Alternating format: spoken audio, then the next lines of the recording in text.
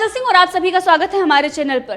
सुशांत सिंह राजपूत मामले में सीबीआई जांच कर रही है, एसीबी कर रही है, ईडी कर रही है, एनआईए भी कर रही है, लेकिन इसमें सबसे बड़ी भूमिका में अगर कोई रहा है तो वो रिपब्लिक भारत रहा है। और अर्णब गोस्वामी ने आज शाम 7 बजे पूछता है भारत शो में कुछ ऐसे बड़े खुलासे किए हैं जिसके बाद बेबी पेंगुइन, पापा पेंगुइन और चूहे की जो स्टोरी उन्होंने सुनाई है, इन लोगों को रात भर नींद नहीं आएगी। तो सबसे पहले बात करते हैं बेबी पेंगुइन की। बेबी पेंगुइन को ही बचाने के लिए महाराष्ट्र सरकार रात दिन काम कर रही है, बयानबाजी किए जा रहे हैं। सीबीआई जांच के विरोध में सुप्रीम कोर्ट तक जाया गया। मीडिया का गला दबाने के लिए, सच की जो आवाज है उसका गला घोटने के लिए चौथे स्तंभ पर भी प्रहार किया गया, विशेष अधिकार का प्रस्ताव लाया गया, लेकिन उसके बाद भी जांच हो रही है और सच सामने आएगा।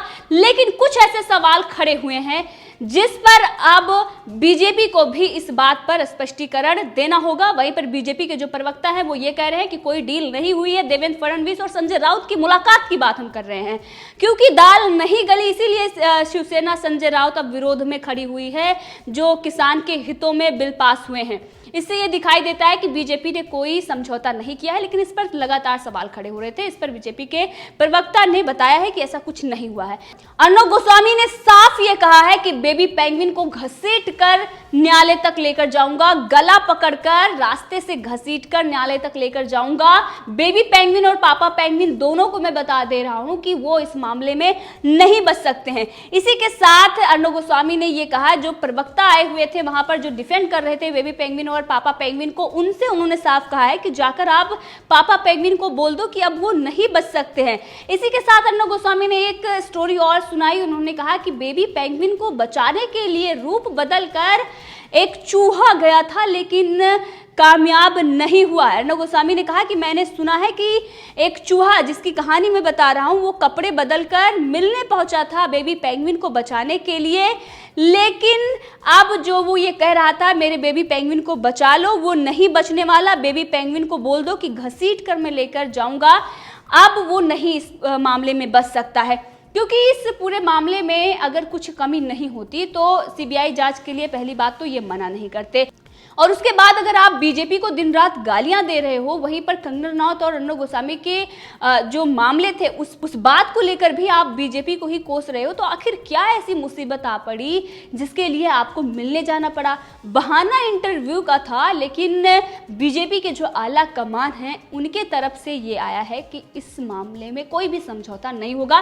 केंद्रीय एजेंसियां जैसा काम कर रही हैं वैसा ही करेंगी, और इसीलिए अर्णब गोस्वामी ने कहा है कि मैं आश्वस्त तो नहीं कर सकता देश की जनता को और जो लोग ये उठा रहे हैं, लेकिन हाँ, इस लड़ाई में हम तब तक लड़ेंगे जब तक न्याय नहीं मिल जाता, और इस लड़ाई में देश की जनता हमारे साथ है। रिपब्लिक भारत लगातार वो इस लड़ाई को लड़ेगा जब तक बेबी पेंगुइन और पापा पेंगुइन जेल के पीछे नहीं जाते। जो सुशांत सिंह राजपूत मामले में दोषी, जब तक उनको सजा नहीं मिल जाती वो नहीं रुकेंगे। वहीं पर अर्णब गोस्वामी ने दूसरी एक और स्टोरी सुनाई। उन्होंने कहा कि शादी में मुझे पापा पेंगुइन और बेबी पेंगुइन दोनों मिले हुए थे, और इनकी ना तो कोई पर्सनालिटी है, ना इनको पता है कि बात कैसे करना है, कैसे खड़ा होना है। और जब मैंने उनसे सवाल पूछे तो उन्होंने कहा कि मैं आपसे बात नहीं करना चाहता हूँ, डरपोक है ये बेबी पेंगुइन और पापा पेंगुइन, ये दम मारो दम वाले भी फंसेंगे, ये नहीं बचेंगे। और इसी शो में पैनलिस्ट ने एक बड़ा खुलासा किया है कि एक ऐसा इंसान जिसको बार बार धमकियां मिल रही हैं,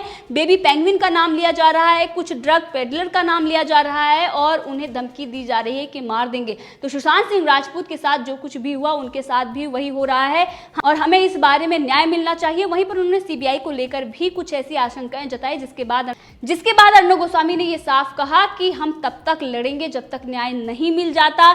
इसमें आप ये मत सोचिए कि इस मामले को दबा दिया जाएगा या फिर इस मामले में कोई भी समझौता हो जाएगा। अगर कोई भी इस मामले में समझौता करता है तो उसको सजा भुगतनी पड़े। अर्णब गोस्वामी ने यह साफ कहा कि पालघर की घटना के बाद हम पर हमला भी हुआ, लेकिन जिस मुद्दे की शुरुआत हम करते हैं उसके अंत तक जाते हैं। और सीबीआई के सूत्रों से हमें पता चला है कि अब सीबीआई इस मामले में दूसरे लोगों से भी जांच करेगी, और इसमें अपना दायरा भी वो बढ़ा चुकी है, बारीकी से इस मामले में जांच कर रही है। अगर आरोपी ताकतवर हो तो न्याय मिलने में देरी हो सकती है, लेकिन न्याय मिलकर रहेगा।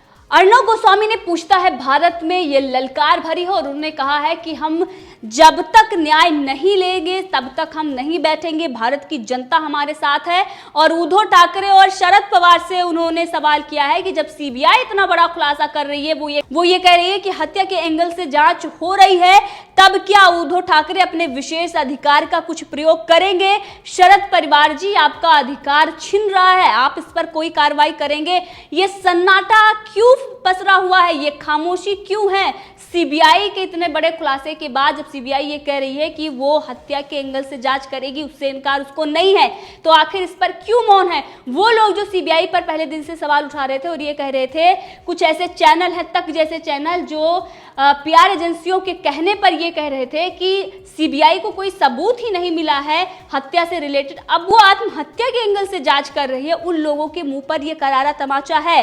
मुंबई पुलिस पर भी सवाल उठ रहा है कि आखिर किस आधार पर उसने आत्महत्या साबित कर दिया था। उसने ये कहा था कि आत्महत्या है, बिना किसी जांच के नतीजे तक कैसे पहुंच गए? इसमें भी बहुत बड़ी साजिश थी। मुंबई पुलिस पर लगातार सवाल उठ रहे हैं। क्यों महाराष्ट्र सरकार इस मामले को दबा रही थी, इस पर भी सवाल खड़े हो रहे हैं। और वहीं पर अर्णव गोस्वामी ने बीजेपी के प्रवक्ता से एक सवाल भी पूछा। उन्होंने कहा कि वैसे भी मेरे बहुत सारे दुश्मन हैं और इस सवाल के बाद अगर कोई और दुश्मन हो जाता है तो इससे कोई गुरेज नहीं है, क्योंकि मैं डरता नहीं हूं सवाल पूछने से और ना ही मैं कुछ एडिट करता हूं। जो सवाल पूछना होता है मैं साफ पूछता हूं।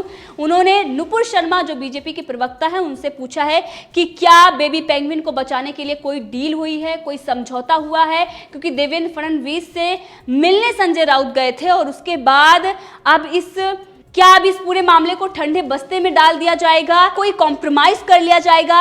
अब ये जन आंदोलन बन गया है और इससे पीछे नहीं हटेगा रिपब्लिक भारत, जिस पर बीजेपी के प्रवक्ता ने ये कहा कि बिल्कुल भी कोई डील नहीं हुई है, लेकिन कुछ ऐसी चीजें हैं जिसकी वजह से शिवसेना के मुख्य प्रवक्ता संजय राउत देवेंद्र फडणवीस से मिलने जाते हैं और इस मामले में शिवसेना को बताना होगा कि आखिर क्यों वो डरी हुई है। वहीं पर अर्णव गोस्वामी ने एक और कहानी सुनाई। उन्होंने कहा बेबी पेंगुइन और पापा पेंगुइन डाइनिंग टेबल पर बैठे हुए थे और बेबी पेंगुइन ने थम्स अप की बोतल खोली जिससे टक की आवाज आई और पापा पेंगुइन इतना डर गए कि उन्हें हार्ट अटैक आ गया।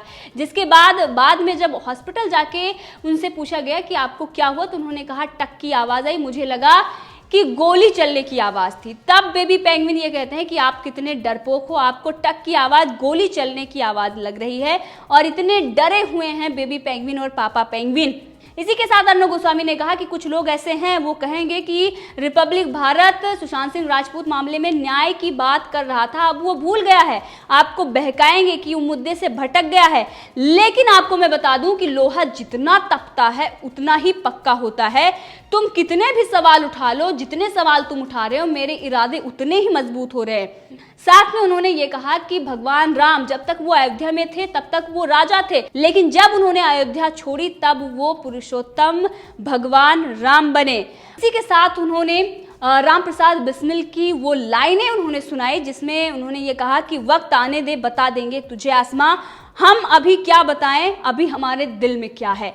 अब अर्णव गोस्वामी ने जिस तरीके से पूछता है भारत में इन लोगों से सवाल पूछे, बल्कि बेबी पेंगुइन और पापा पेंगुइन यानी कि जो महाराष्ट्र सरकार जिन्हें बचाने की लगातार बेबी पेंगुइन की बात कर रही है, जो कोशिश कर रही है, एड़ी चोटी का जोर लगा रही है, उन पर भी सीधा प्रहार किया है। इसी के साथ आपको बता दें कि दीपिका पादुकोण का ये जो मामला है सुशांत सिंह राजपूत से ही जुड़ा हुआ है। दीपिका पादुकोण से पूछताछ हुई थी।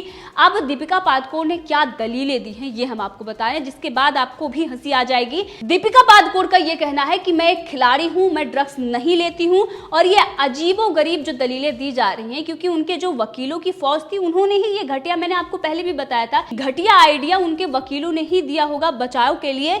लेकिन अब दीपिका पादुकोण को इस बात से कोई नहीं बचा सकता क्योंकि उनके खिलाफ सबूत है। दीपिका पादुकोण ये कह रही है कि जो सबूत मिले हैं, जो ड्रग्स चैट मिली है, वो तो हमने दिखावे के लिए ये की थी, मतलब हम सेखी बघार रहे थे और हम ड्रग्स लेने की बात कर रहे थे, ऐसा कुछ नहीं। वहीं दूसरी तरफ दीपिका पादुकोण कह रही है माल का मतलब हमारे लिए सिगरेट होता है और हैश और वीट की जो बात कर रहे हैं उसका मतलब हमारे लिए सिगरेट होता है, पत्ती वाली सिगरेट होती है। यानी कि इस पूरे मामले में दीपिका पादुकोण को यही नहीं पता चल रहा है कि आखिर वो बोले क्या।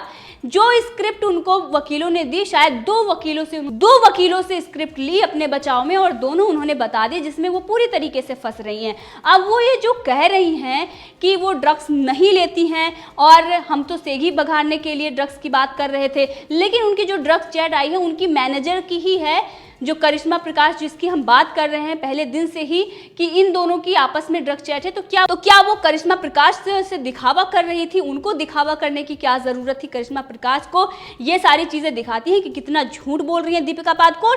लेकिन रिपब्लिक भारत ने भी ये प्रण लिया है कि जब तक सुशांत सिंह राजपूत मामले में न्याय नहीं हो जाता तब तक इस लड़ाई को वो नहीं छोड़ेंगे, न्याय लेकर रहेंगे और भारत की जनता उनके साथ है। अर्णव गोस्वामी ने उन लोगों को ललकारा है, चाहे वो उनका जो बिग बॉस है उनका भाई हो या फिर बेबी पेंगुइन हो जिस मामले में इन्वॉल्व हैं, उन लोगों के चेहरे जल्द ही बेनकाब होने वाले हैं।